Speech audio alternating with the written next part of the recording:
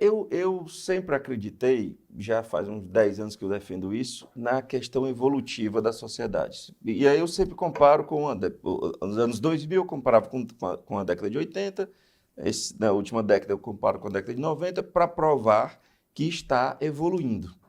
Porque se você pega esse ano, o que está bom no Brasil? Você enumera ali poucas coisas, o que está ruim? A tendência é você enxergar o caos. Mas quando você compara décadas, o Brasil avançou muito, o tempo histórico, né?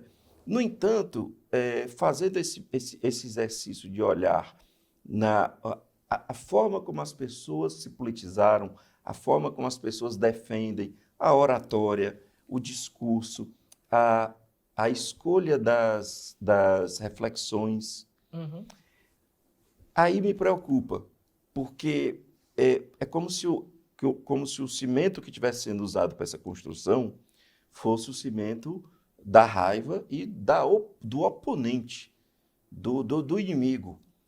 Então, eu já não tenho certeza se no final dessa década, quando eu comparar com a década que passou, se eu de fato vou enxergar uma melhoria no insumo de um país, que é o brasileiro, a brasileira.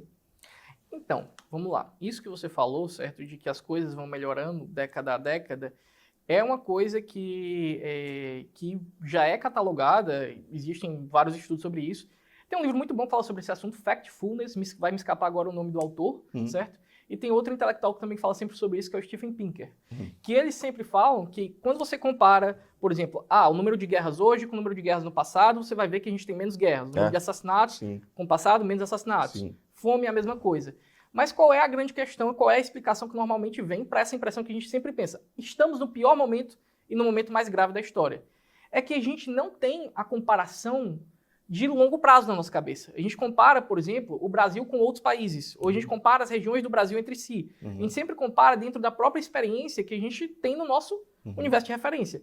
Quando a gente compara, por exemplo, se eu perguntar 200 anos atrás, é óbvio que a maioria de nós não teria o mínimo da qualidade de vida que tem aqui.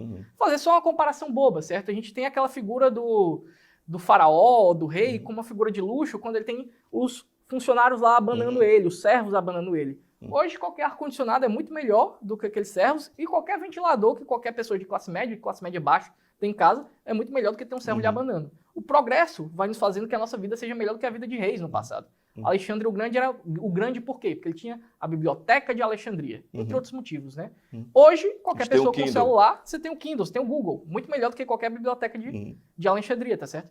Existe essa tendência de uma progressão. Mas o ponto é que, bom, existem fatores para essa progressão, certo? Um deles, por mais que seja bem controverso, é que na modernidade capitalista você tem a possibilidade de produzir excedente. Então, se você produz excedente, por exemplo, você vai ver que em algumas pinturas feudais os servos andavam descalços. Por quê? Não todas, mas algumas. Mas por quê? Porque para você ter um sapato, antes você precisava contratar um artesão que ia passar vários dias produzindo aquele sapato. Então o sapato era uma coisa que só os nobres tinham, era caríssimo. Entendeu? Quando o servo tinha, às vezes era porque ele trabalhava especificamente em alguma atividade que poderia ferir os pés, e aí os nobres davam um jeito de conseguir. Mas depois da Revolução Industrial, quando você tem centenas de sapatos sendo produzidos por dia, e não algumas poucas dezenas ou unidades por mês, você tem com que todo mundo com sapatos, depois todo mundo com mais roupas, todo mundo com esse excedente. Só que existe uma lentidão nesse processo. E às vezes a lentidão e a vontade de acelerar esse processo, que não é o único responsável pelo desenvolvimento da sociedade, mas que é um deles, a vontade de acelerar uma coisa que já estava acontecendo no seu ritmo, pode fazer com que as pessoas acabem cortando aquela coisa. Você sobe num galho e vai serrar o próprio galho que você está de pé, entendeu? Então esse é um dos motivos.